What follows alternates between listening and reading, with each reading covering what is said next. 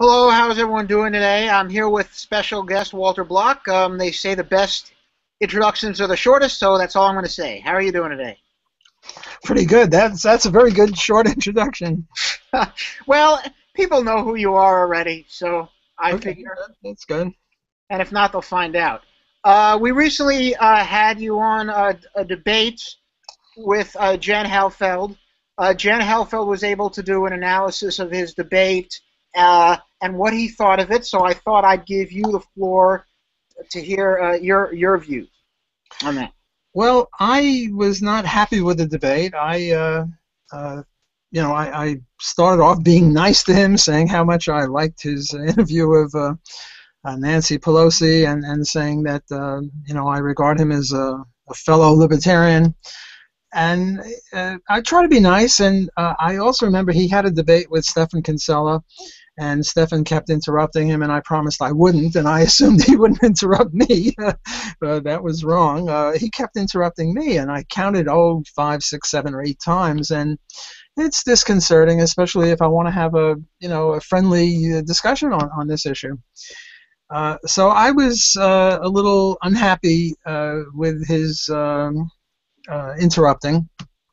I was very unhappy with the fact that he didn't go along with your ruling. You'll remember that according to the agreement that he and I had, or that the three of us had, we could each get an extra 2 minutes whenever we want. I got an extra 2 minutes somewhere in the middle, and he got 2 extra 2 minuses, if I can put it that way. And toward the end, I wanted my other 2 minutes, and he just sort of went apoplectic. How dare I? I'm putting words in his mouth, but that was the gist of it.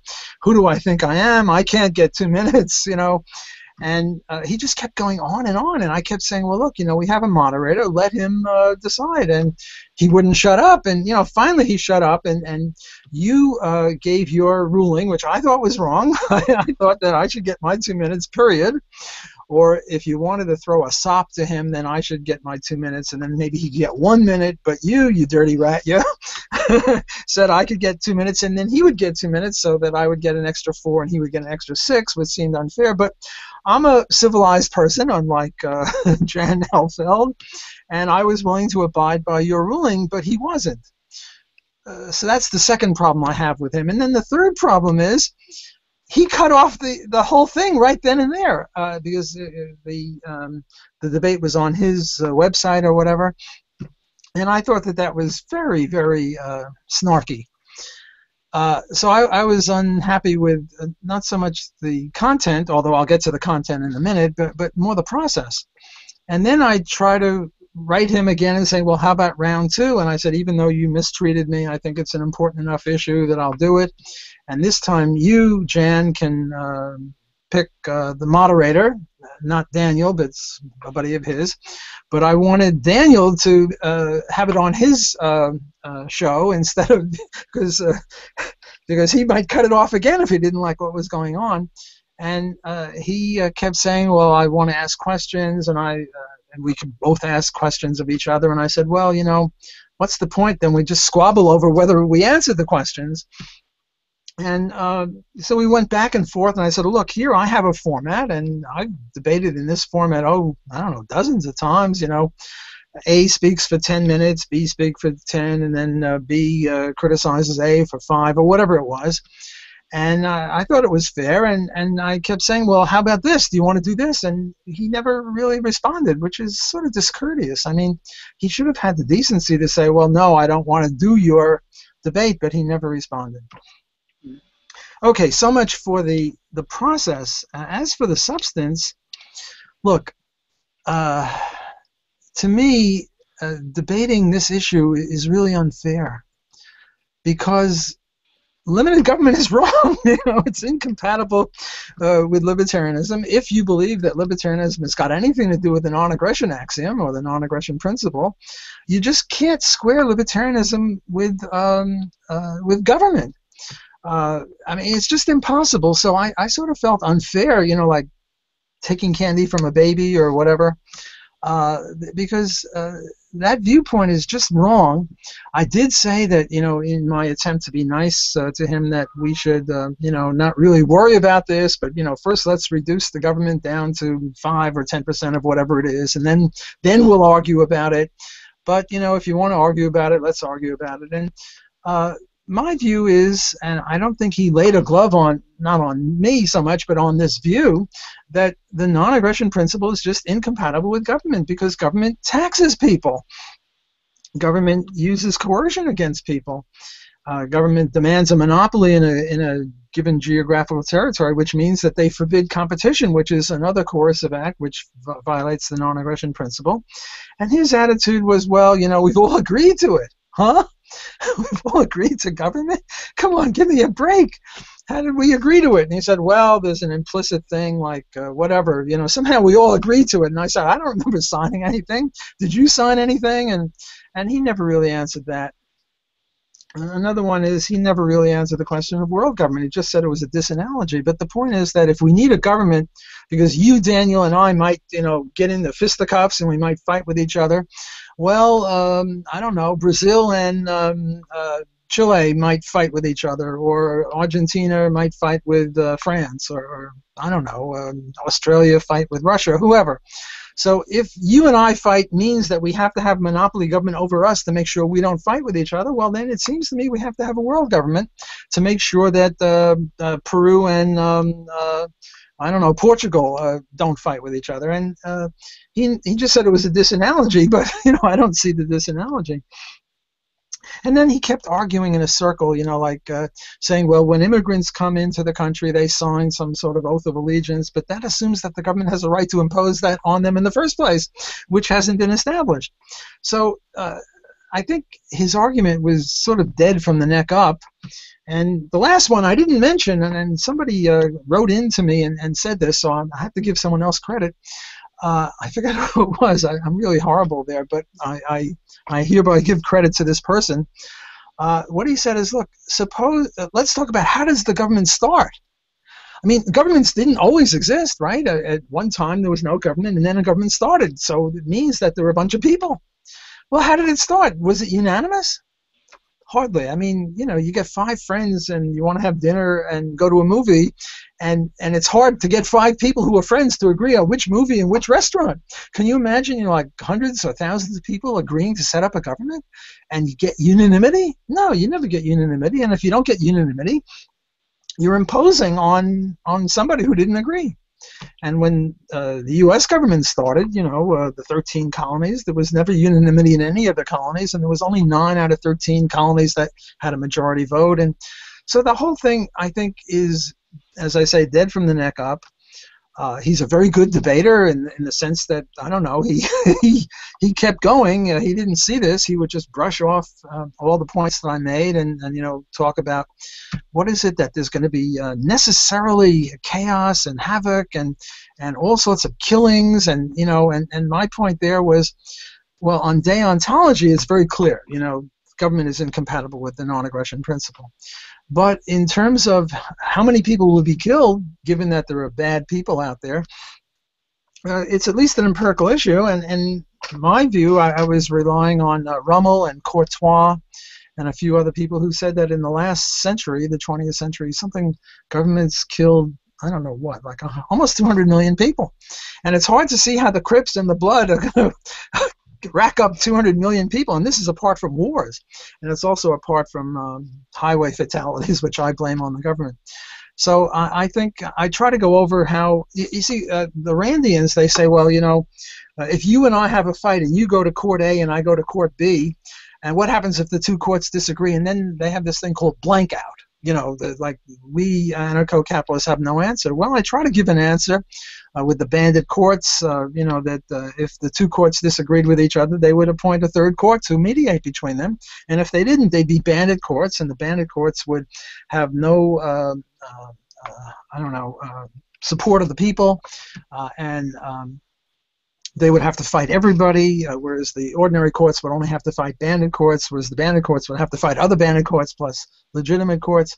So I try to make the case that it's not a blank out. It's, We have American Arbitration Association. We do arbitrate, like you were supposed to be the arbitrator, but he didn't respect you as the arbitrator. So maybe with him in the area there might be fighting, but I can't believe that there'd be as many as governments kill. Mm-hmm. So that's roughly the my comments on this debate. I gave the procedural ones and then the substantive ones, and I think it was very unhappy on my part, both procedurally and substantively.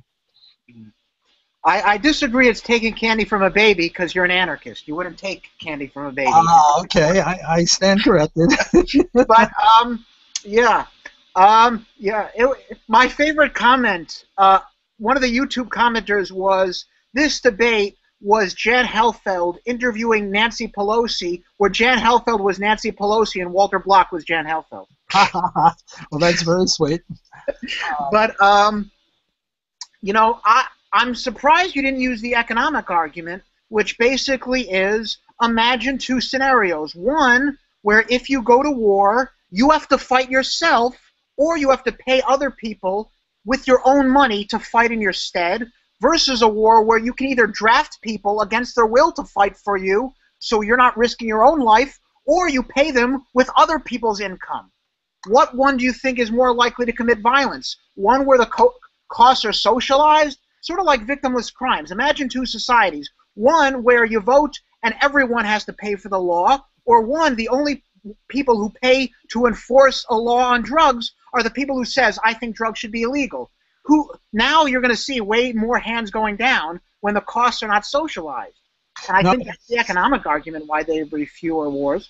That's a very, very good point, and if I had had more time, I probably would have got into that, but I was trying to get at what I thought was the deontological stuff. But that's a very, very good point, that there will be more wars with government, and therefore we need a world government. No,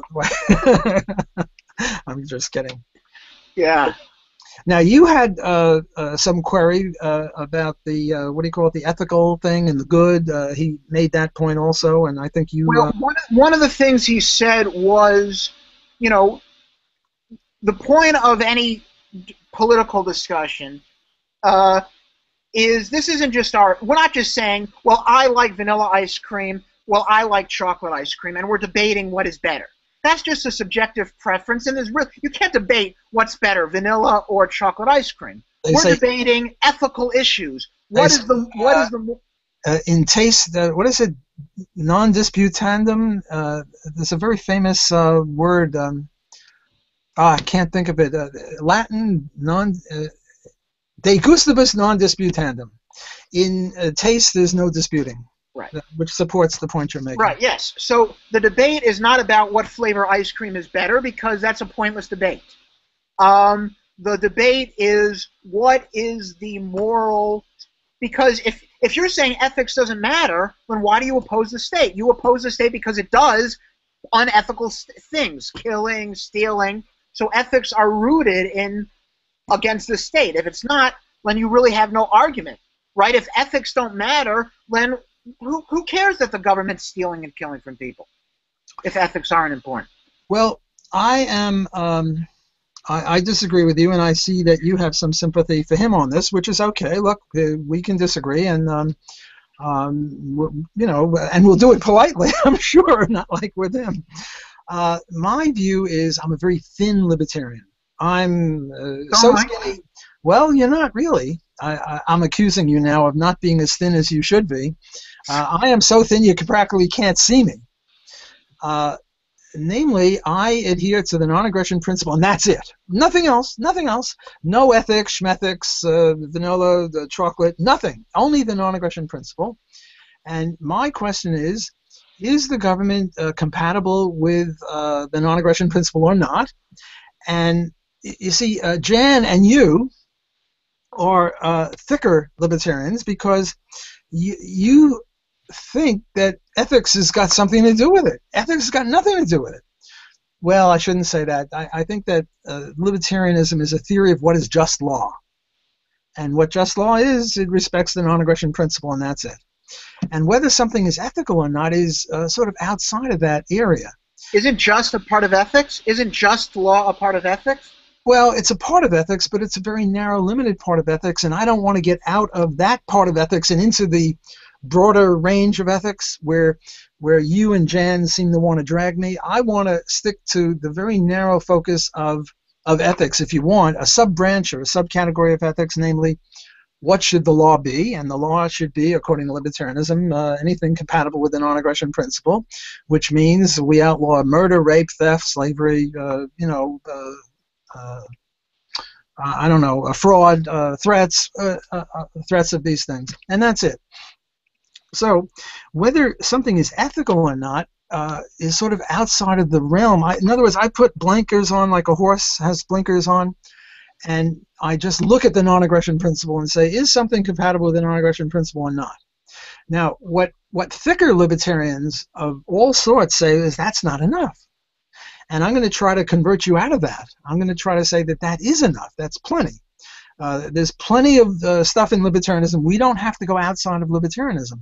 We don't have to ask if things are ethical or if things are good. We just have to ask, are they compatible with the non-aggression principle? Now, here's the way I try to teach this to my classes. I look at the, what do you call it, the teepee or the tent of the Indian tribe, and I'm going to draw a picture of it for you. I don't know if it's going to come out on the screen too well. Let's see. The way I understand the teepee is that there's a very, very long sticks. Can you see it? No. Yeah. See, you're a better economist than a drawer, but I can see it. See, the bottom part of the teepee is very, very long, maybe 20 feet, where the top of the teepee is just 2 or 3 feet long. Mm-hmm. And this, where all the sticks get together, right there, that's the non-aggression principle. Right. And now, what are these sticks up here? These are justifications of the non-aggression axiom, and you have natural law, and you have, I don't know, Hans Hoppe's argument from argument, and you have utilitarianism, and you have religion. God said we should have the NAP, the non-aggression principle. And I don't really care, because I believe in specialization and division of labor in everything, and including political discourse. And I don't want to get into why the non-aggression principle is justified. I just want to start from the non-aggression principle.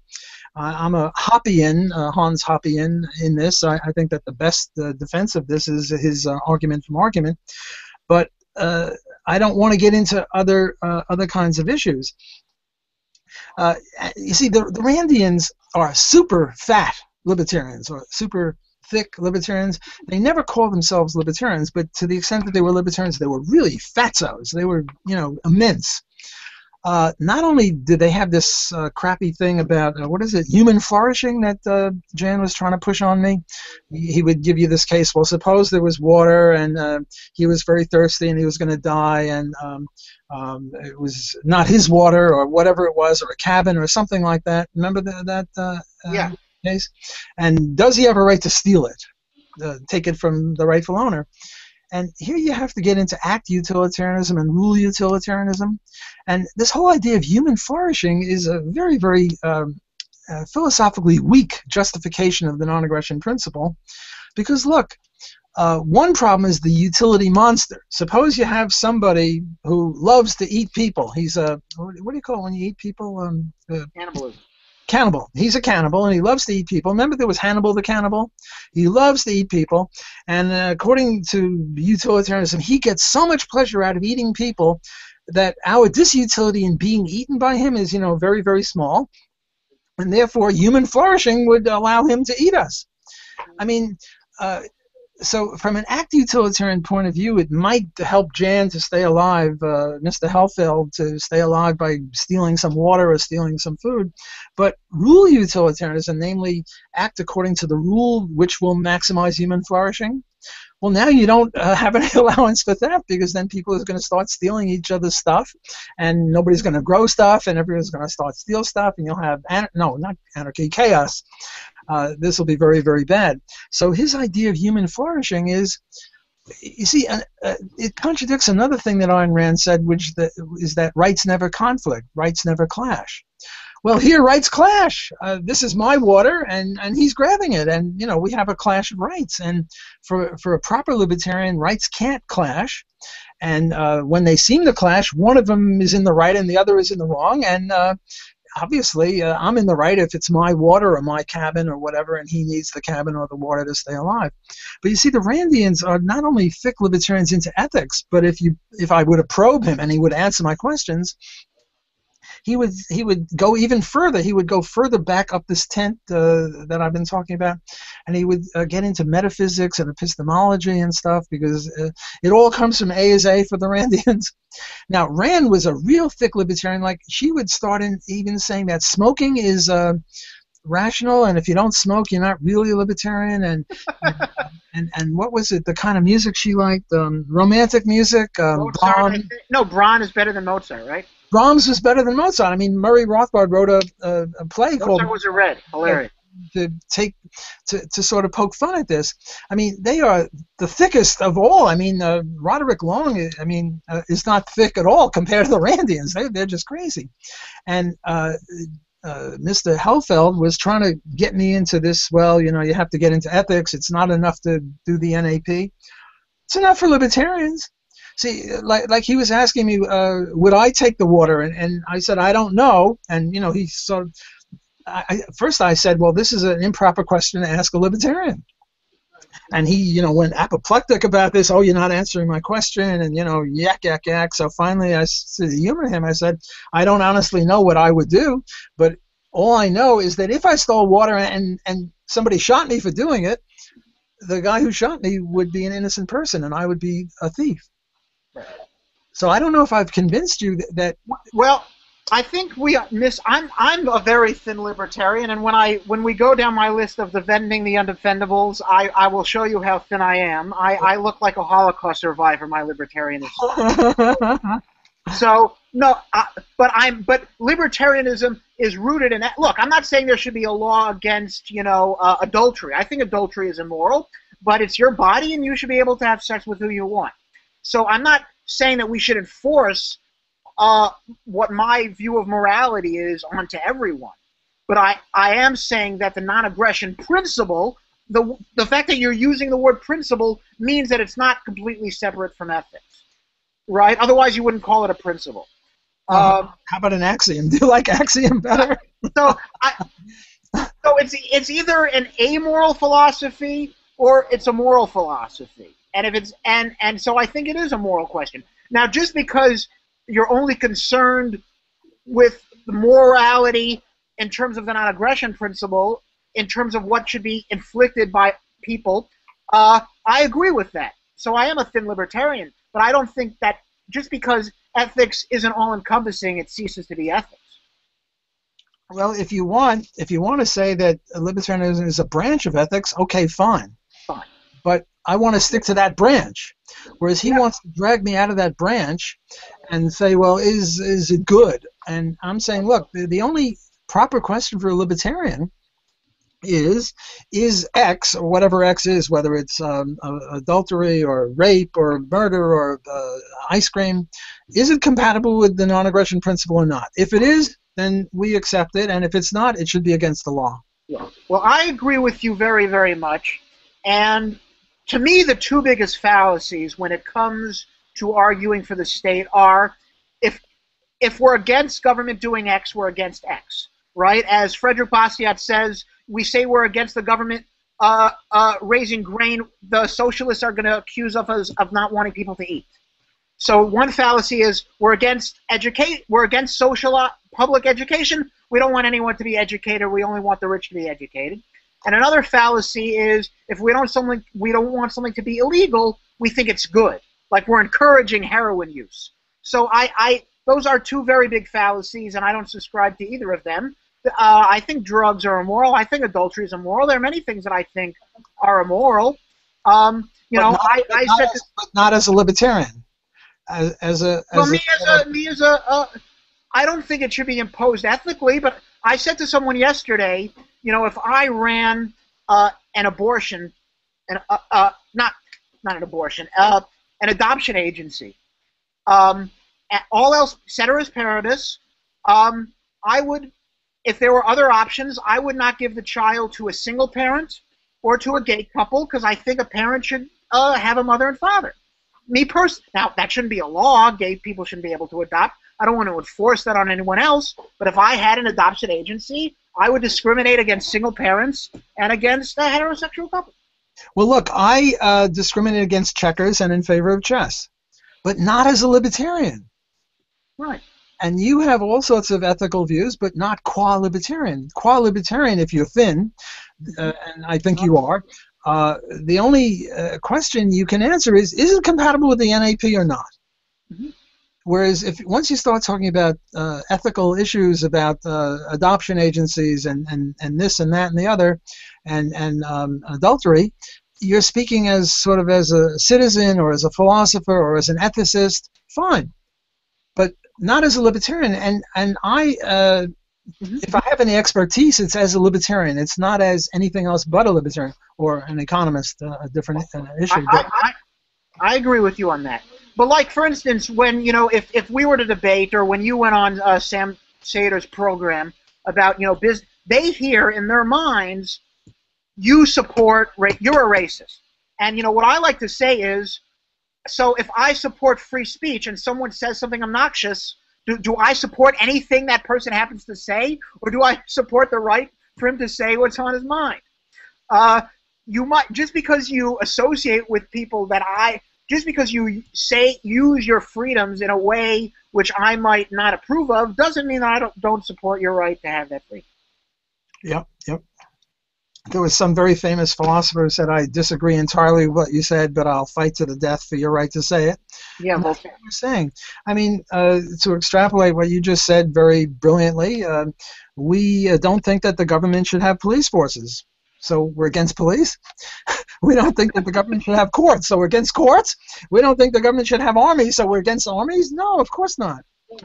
Well, what you have to talk to them at their own game, and I would say to one of these people, do you want the government to monopolize paper? And if you say no, you're anti-paper. Just get them at their own game. Yes. Anyway, you made a list of defending the undefendable, and I thought maybe it would be fun. I made a list of my own, and to go through some of them with you. All right? Sure. The first one on the list is bestiality. Well, I've already done 2 defending the undefendables, and I have already written number 3 and number 4. Well, although number 3 is in good shape, almost ready to go. Number 4 is sort of, I've got bestiality in there somewhere. Not that we favor bestiality, just that we don't want to put people in jail for that. Mm-hmm. Yeah, I agree with that. That's a good one. Yeah. I've never understood. People say, well, it's like rape. Well, then eating meat is like murder. I mean, you have to be consistent at least. Yeah, now, but, the problem is if we want to legalize it, people think we favor it. It's sort of like prostitution. I'm forever saying I have a daughter. I don't want her to be a prostitute, but if she were a prostitute, I wouldn't want her to go to jail for it. But just because I favor the legalization of prostitution doesn't mean I favor the act of prostitution. I think, I want my daughter to meet some nice guy and, have a nice marriage and not go to bed with anyone just for the money. I think it's, as a non-libertarian, I think it's immoral. Right. But as a libertarian, I think it should be legalized. All right. Cool. Okay, I agree with you on bestiality. All right, necrophilia. Which one is necrophilia? Having sex with a corpse. Oh, right. Yes, of course, obviously. I've got that one, too. I'm pretty sure. I'm going to have to send you my list. I must have, I don't know, maybe 200 or 300 in my list, because a lot of people keep sending me stuff. They say, oh, you missed this, you missed that, you must put this one in the next book. Mm-hmm. The problem with bestiality and necrophilia is, I don't know, can I go to jail for that? I'm not sure. And will anyone publish it? Which is a practical issue. And sometimes I contemplate, well, I'll just do a posthumous one. I'm already 72, and, I've only got life expectancy of, I don't know what, 15, 20 years. So maybe I'll have a special posthumous one where I just put the real, the tough ones, the necrophilia, the bestiality, cannibalism would be another tough one to swallow. Mm-hmm. What else is on your list? That was a very good pun. Um, Tough one to swallow. I didn't get it. Yes. yeah. Well, voluntary cannibalism, obviously. You couldn't. Obviously. There was a true case like that. You know, No, a guy, no. and I think it was 2004. Put an ad on the internet saying, "I'm a cannibal. I'll eat you if you want to be eaten." And some guy consented to being eaten. To me, that's not murder. No, no, I disagree with you when you said there is a case. There were many cases. Many cases. That was one case. There was this other case, or several other cases, where you get these hikers, and where they're marooned on a ship, and they're in a boat, and you know, one guy is they can't all live. They're out of food. They're drinking urine. They're drinking whatever, number two, whatever it is, shit. They're eating shit. They're drinking urine. They're all going to die unless they get some food. And what they do is they draw straws, and whoever loses, they kill him and eat him. And they all agree. Well, whether they're in a boat or in a cave or somewhere, there are many, I won't say many cases, and there's some, what do you call it, fictional cases like that, but there are actual cases that go to court, and I think if it's voluntary cannibalism, it's compatible with the non-aggression principle. It might not be moral. I don't know. I'm not an ethicist. I'm not a moralist, but I'm a libertarian. And from a libertarian point of view, if adults, consenting adults, no children here, agree to cannibalism, well, yes. Mm-hmm. Shouldn't Yeah, be illegal. I agree. The next one is watching child pornography. Yes, yes. I go further. I go further on the child pornography thing. What I say is, well, first of all, you know, I mean, this whole child pornography is crazy. In Canada, somebody mentioned this, and nobody would speak to him or something. Probably no one's going to speak to either of us, too. But let me talk about child pornography. First of all, you can be put in jail for drawing child pornography. You know, drawing a picture of a kid, like I drew a tent. If I drew a little kid Not only that, if a child takes a picture of himself naked, he's considered a child sex offender. I mean, the whole thing is crazy. Yeah. A lot of people, you know, took pictures of their babies when they were 2 or 3 years old, and they took pictures of them naked, and you know, it doesn't seem even pornographic to me. But then again, I'm not into child pornography. But look, take the following case. I have a son who's 5 years old, and I'm going to die, and he's going to die. Mm-hmm. And you dirty rat, are a child pornographer, and, or a child abuser, or whatever you are, and I make a deal with you. I say, yes, I'll let you have intercourse with my child, and you have to pay me enough so that I save his life. Mm-hmm. You know, there used to be that expression, better read than dead. You know, I'm going to get in trouble with the New York Times. They're going to say that I actually favor it, but what the heck? New York Times, they accuse me of favoring slavery, so anything's possible. Yeah. Better read than dead? Well, in my view, the key element of being a parent, of being a guardian, is to keep the kid alive. If you let the kid die, you're not a good guardian. If you let him have intercourse with somebody to save his life, better that than letting him die. So I would favor, I would not put in jail a person who allowed his child, 5-year-old child, to have intercourse with an adult if it was to save the child's life. Now, if it wasn't to save the child's life, it was just, you know, you were a despicable child molester, well, then I think you should go to jail for that, whether you're the parent or you're the molester or whatever. So I wouldn't favor not only child pornography, but child abuse. I favor child abuse, or rather, I don't favor child abuse. I think child abuse should be legal if it saves the life of the child. Well, I think, I think in those extenuating circumstances, I would say you have to try other options. Look, if you're starving to death, and the way to keep your child from starving is to chop off his arm so he can eat it, well, that's keeping the child alive. Well, but I would say that's unacceptable. Give it up for adoption. Have someone else feed the child. No, I think you're avoiding the quandary. Assume that's the only way to keep the child alive. You can't give it up for adoption? You can't say, I'm poor, you take care of my kid? obviously, if there was some other way of keeping this child alive other than doing child pornography, and you did the child pornography, you'd be a criminal. But Okay. I'm Well, I think assuming, it's a very unrealistic circumstance. well, slightly unrealistic, yes. But you're on a desert island, or I'm concocting a case Okay. where child abuse of whatever sort, whether it's sexual abuse or any other kind of abuse, and yeah, I'd chop off a kid's arm and feed it to him. If that was the only way to keep him alive, I would do it for myself. I mean, to me, life is very important. Life is very precious. And if you're going to be a good guardian or a good parent, you keep that kid alive. That's the first thing. And if he has problems because he ate his arm or because he engaged in sex and he got hurt, you get therapy or whatever. But you keep that kid alive. That's the bottom line for a parent.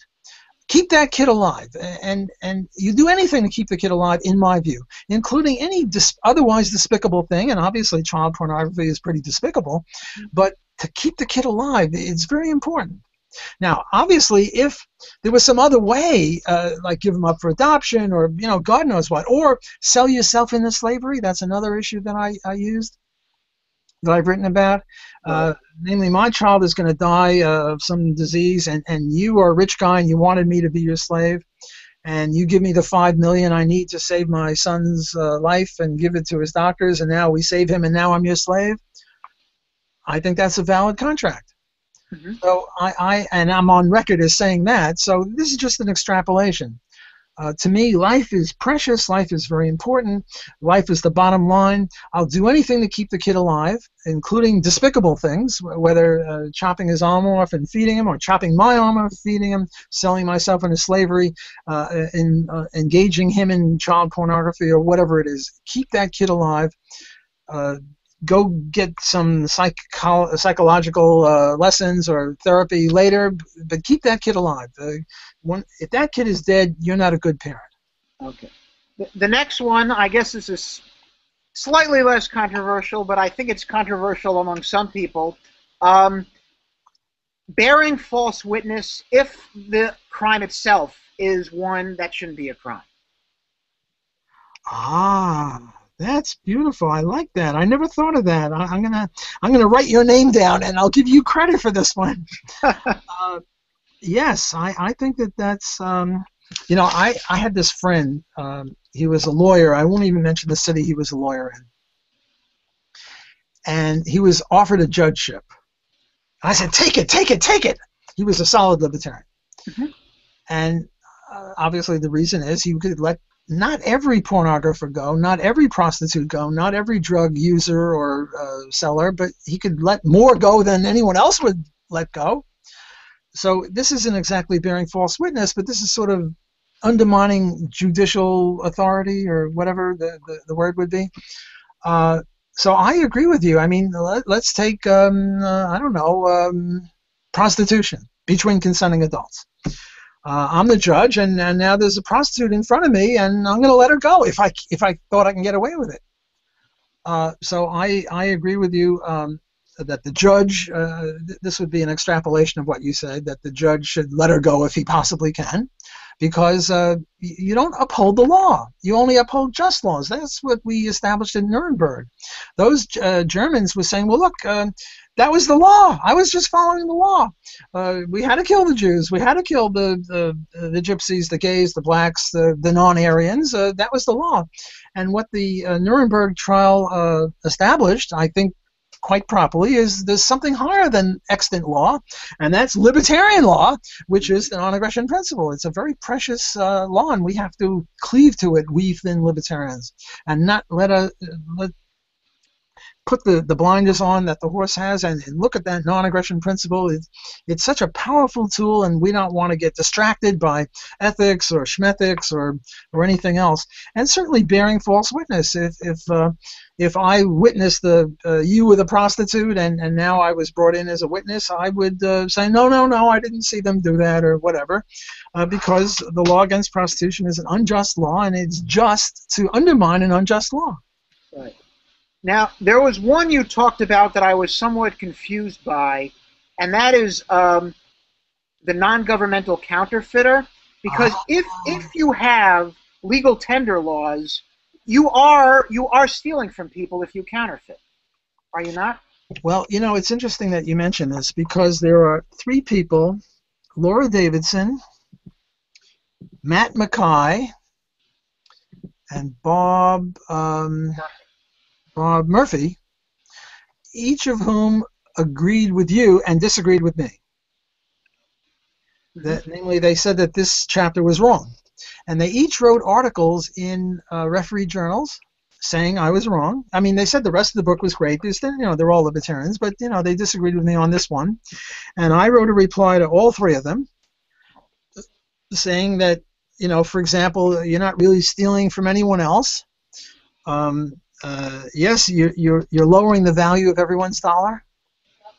But Hans Hoppe and I wrote an article saying that people only own the physical things. They don't own the value of it. So, for example, if I'm a hippie and I buy a house next door to yours and I painted pink and blue polka dots and I lower the property values all around me, you have no case against me. Yes, I lowered the property values, but I didn't touch your house or any of the other neighbors' houses. So the counterfeiter, yes, he adds money to the money stock and he thereby lowers the value of everyone else's dollar, but people only own their own dollars. They don't own the value of their dollars, so therefore they have no case against the counterfeiter, which would be one of my arguments against my critics on the counterfeiting. But I think your instincts are very good. When what's wrong with fractional reserve banking then? Isn't that a form of counterfeiting? Well, that's a nasty question on your part. How dare you try to get me to be consistent? That is one of the arguments that I dealt with, and I think that fractional reserve banking is illegitimate, not because it lowers the value of everyone else's dollar, but because, and here Hans Hoppe and me and Guido Holtzman wrote an article on, and Bill Barnett, we're all on this fractional reserve banking business thing, and also Baggis and Howden, Philip Baggis and David Howden have all written on fractional reserve banking, and our argument is not so much that it increases the number of dollars, which it does, and if that was our argument, then I would be inconsistent with my views on counterfeiting. Rather, the argument is a little different. It says, the pro-fractional reserve banking people, what they say is, look, it was a deal. We went into it with our eyes open. It was a contract between consenting adults. Well, first of all, that's not usually true. Most people don't know this, but let's stipulate that it was true. What Hans Hoppe and Murray Rothbard, he's another one who is the leader of us all on this, what we all say, and we say this in contradistinction to Larry White and George Selgin, who were the main pro-fractional reserve banking people. And what we say is, look, there's something more important than contract. There's something deeper than contract for a libertarian, and that's property rights. Property rights are crucial. I sometimes say that libertarian consists of two things, not one, not just the non-aggression principle, but non-aggression principle plus property rights based on homesteading. Because look, suppose I take your shirt. You have a very nice shirt with blue flowers on it. I grab your shirt. I'm going to put my hand, I'm grabbing your shirt. Am I a thief or not? Did I initiate force against an innocent person? Well, that depends who the rightful owner of the shirt is. If you stole it from me yesterday, now I'm just repossessing it. So property rights are very, very important and crucial, as important as the non-aggression principle, and indeed the two of them are sort of equivalent, because property rights means you got to keep your mitts off of them and you can't commit aggression against them. Okay, so right now in New Orleans there are, I don't know how many cars, 300,000 cars. And guess how many titles to property, to cars there are? 300,000, right? Exactly. For every car, there's one property title. For every shirt in New Orleans, and I don't know how many shirts there are in New Orleans, there's one title. And if we start creating more titles, which is what fractional reserve banking does, more titles to property than there is property, it's sort of like a square circle. I mean, suppose I had a contract with you and I said, I'll sell you a square circle for $10. That's an invalid contract. Not every contract is a valid contract. look, if I said I'll sell you a unicorn or a pink elephant, that's an invalid contract because, as a matter of fact, there are no unicorns and there are no pink elephants. But a square circle, not only aren't there any, but there can't be any. Well, fractional reserve banking is like selling square circles. There can't be more property titles than there there is property. There was this movie, this great movie, The Producers by, what's his name? Zero Mostel was in it. Did you see The Producers? Yeah. A magnificent movie where Hitler, springtime for Hitler and all that. It was just a great movie. And what Zero Mostel and his buddy were doing was selling shares in the play. The play being Springtime for Hitler, I think it was. That was the play. And I'm selling you 25%, I'm selling him 50%, I'm selling this guy 75%, I'm selling that guy 22%. And I keep selling like many, many shares, but there's only one play. There's only 100% of the play. And if I sell more than 100% of the play, I'm violating property rights. And property rights are very deeply embedded in libertarianism, so I'm violating libertarianism. Whereas counterfeiting is very different. Now look, I'm not in favor of counterfeiting legitimate money. If we had a gold standard and anyone started counterfeiting gold money, they're a bad guy, they go to jail, fraud, yak, yak, yak. But I'm talking about counterfeiting counterfeit money. It's sort of like stealing stolen money. You can't steal stolen money, you can only liberate stolen money. Right? You get the point? Mm-hmm. So I think, well, you're making a very good argument against me, saying, am I consistent with fractional reserve banking and counterfeiting? I'm pro-counterfeiting counterfeit money, and I'm also against fractional reserve banking. I think I can make a case, and I have made a case in these articles, which if anyone who's listening to this wants these articles, email me. I'm at wblock at loyno.edu, WBLOCK at LOYNO, Louis Oliver Yellow New Orleans.edu for education. Email me, and I will send you not so much my chapter in Defending the Undefendable, which I assume everyone's got, but the 3 articles by these 3 people, all of whom I greatly respect as libertarians, and they're polite libertarians, unlike some people we talk about. And I'll send you my attempted refutation of their arguments. Very good. So I want to get on to Hans Hermann Hoppe for a sec, but just one question that I thought was interesting about fraud. I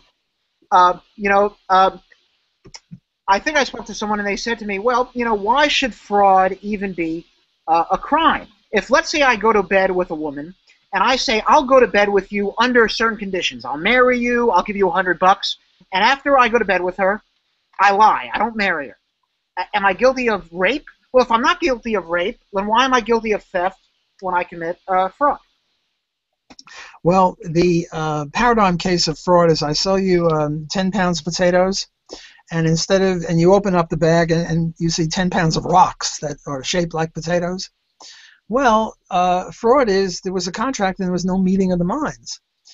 Now, in the case of what you did when you went to bed with this girl, hypothetically, you're not that kind of guy. Nope. If it was a contract with a prostitute and you promised that you would pay her $100 for going to bed with you, and then you refused, that would be fraud and you would be a criminal. You stole $100 worth of services from her.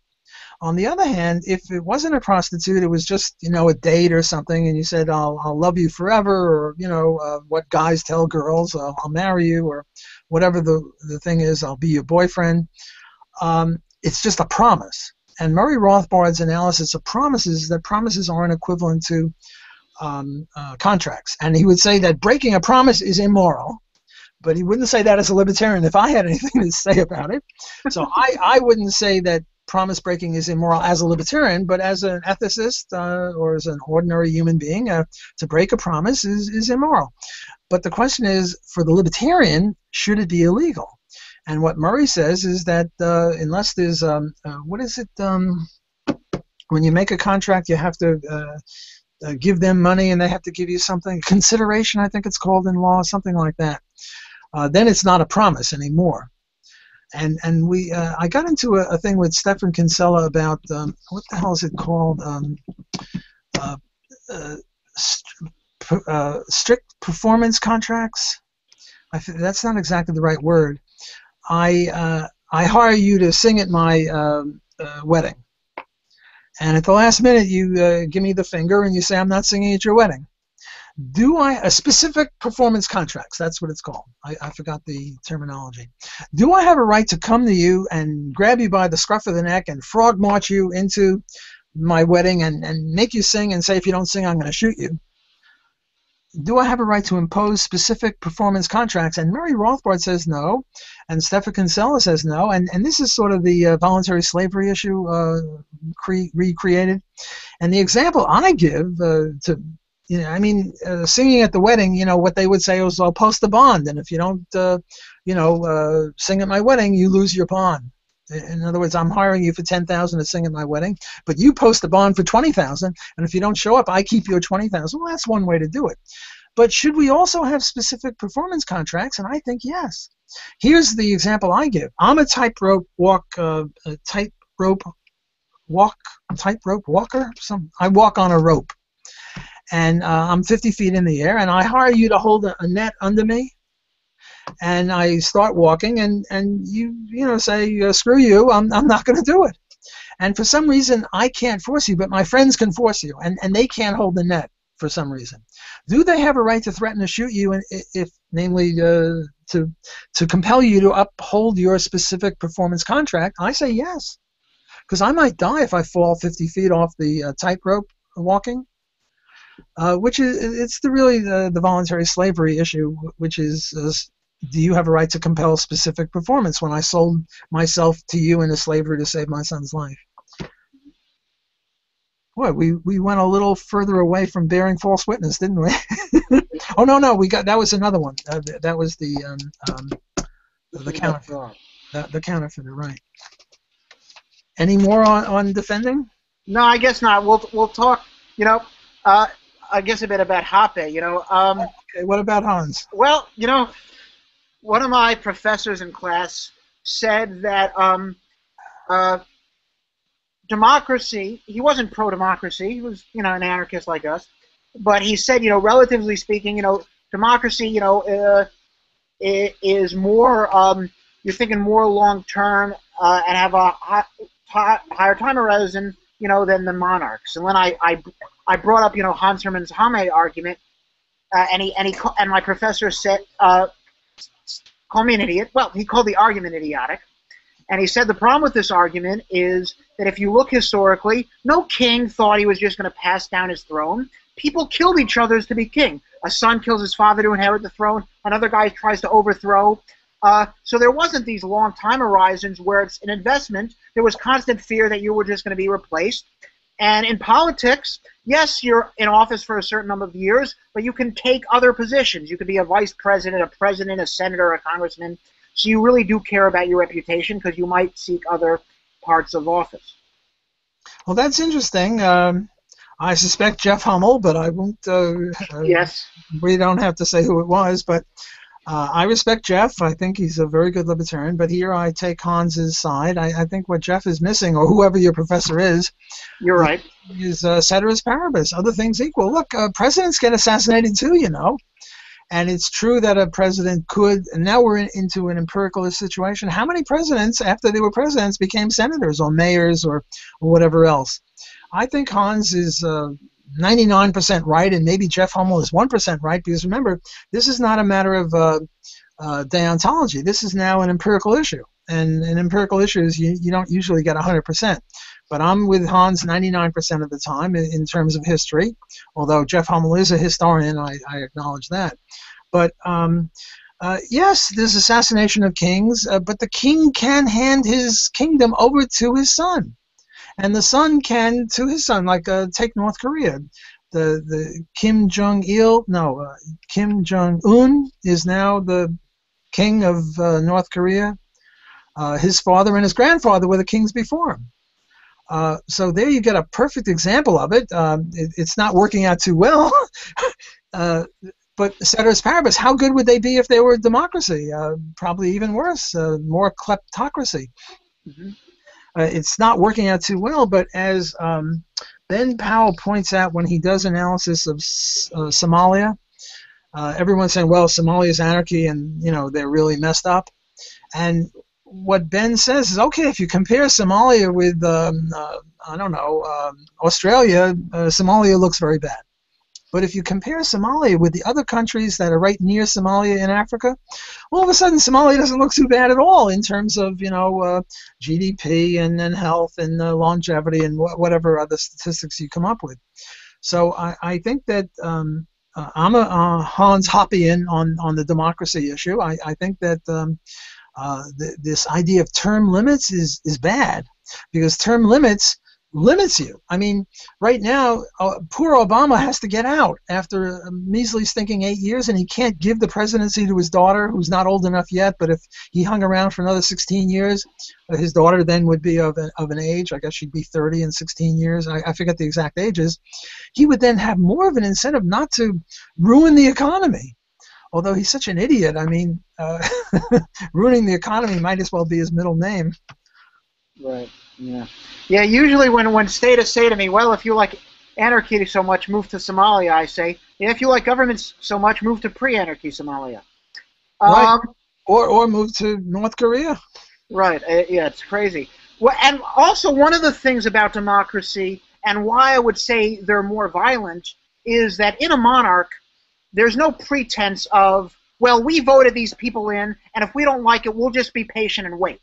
So there's no pretense. We know we're not in charge, and therefore, when the monarch does something we don't like, we're not going to say, well, he's just reflecting our will. And so lie back, wait a couple of years, we'll replace him with someone new, and get him out. Where in a monarchy, you might have to worry that your populace, what's that quote? If you believe you govern, you are governed. There's none of this pretense of we're in charge, and therefore you can't be as vicious. Yes, Hans makes this point brilliantly, and you made the point too. The cousin or the uncle is going to assassinate you if you screw up too badly, or there's going to be rebellion of the people with pitchforks or attacking the castle. Whereas the Democratic has more legitimacy. Because we voted for Obama, so we shouldn't really depose him because he's okay, and we'll get rid of him in 2 years. And in any case, he beat Romney and McCain before him fair and square, so he's got certain legitimacy. Whereas the monarch doesn't have that legitimacy. And here's a point that Jeff Hummel makes. He makes this brilliantly. He says that the legitimacy is a crucial element. He says the pen is mightier than the sword. And you might think, how could the pen be mightier than the sword? Because the pen is, this big, 6 inches, and the sword is 6 feet long, or however long the sword is. And you think the sword would be more powerful. But Jeff Hummel himself says, no, the pen determines in which direction the sword is pointing. So legitimacy is very important, and you're quite right in saying the monarch doesn't have as much legitimacy as the president. Because we voted for the president, and people get fooled and think somehow he's legitimate. But legitimacy is actually crucial. When the king gives the orders to the soldiers, shoot the mob, sometimes the soldiers turn around and shoot the king, because who's in the mob? Their cousins, their uncles, their kids, their parents, So I think legitimacy is very important, and Hans is absolutely correct in a point that Jeff Hummel ought to appreciate even more, because he makes this point very brilliantly about the importance of legitimacy. Yeah. And also one of the big issues is the problem with majority rules is it's much easier to assassinate a king if the majority is evil and corrupt. You're sort of screwed. So I'd rather have a corrupt minority than a corrupt tyrannical majority, Tyranny of the majority. Right. You're sort of, Daniel, we've been at it for an hour. All right. I'm getting a little tired. Can I make a suggestion? You could stop here, but maybe Sure. What you could do is have 2 sessions, because the 2 sessions each for about a half hour were very different. One was me and Jan Helfeld and anarchy, and the other was defending and Hans. Yeah. Could you work it into 2 different things? I'll have to edit it later, but sure, I'll see where we end and do that. Okay, great. I'm going to email you the addresses of these 2 young kids, and we'll link up together, and then they'll ask me questions, and you'll sort of be the... Sounds good. Okay? Sure. always a pleasure. Take care. We'll be in touch, and we'll do this whenever you want. Sure, sounds great.